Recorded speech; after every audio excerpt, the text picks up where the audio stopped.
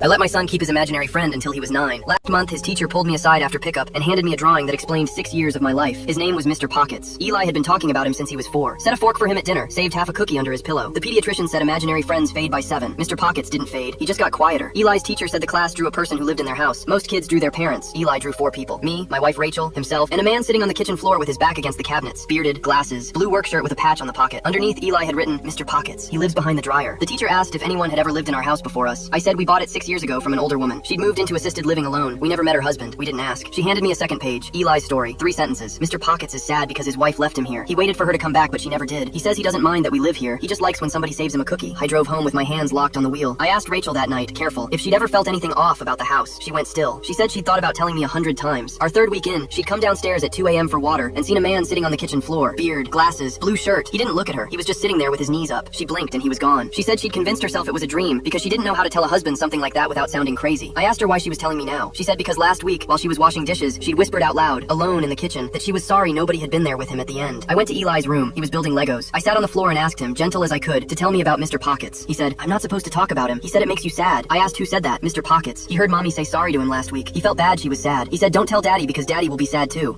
I didn't sleep that night. The next morning I called the woman who'd sold us the house. Her daughter answered. I told her my name and said I had a strange question. I asked if her father had passed in the house. Then she said, why are you asking me this? I told her about the drawing. She started crying. She said her father had been alone in the kitchen for almost 2 days before anyone found him. She said her mother had never forgiven herself for being away that weekend. She asked me what he was wearing in the picture. I told her. Blue work shirt, patch on the pocket. She said he was a mechanic. The patch said Frank, but the kids on the block didn't call him Frank. He used to hand them gum and quarters out of his shirt. She said they all called him Mr. Pockets. We didn't move. Eli still sets a fork sometimes. We still leave a cookie out. Last week, his teacher called me again. New drawing, same kitchen, but this time there was a woman next to Mr. Pockets, sitting on the floor beside him, holding his hand. Eli had labeled her Mr. Pockets' wife. She finally came. I called the daughter back. I asked her when her mother had finally come home. She said 3 weeks ago.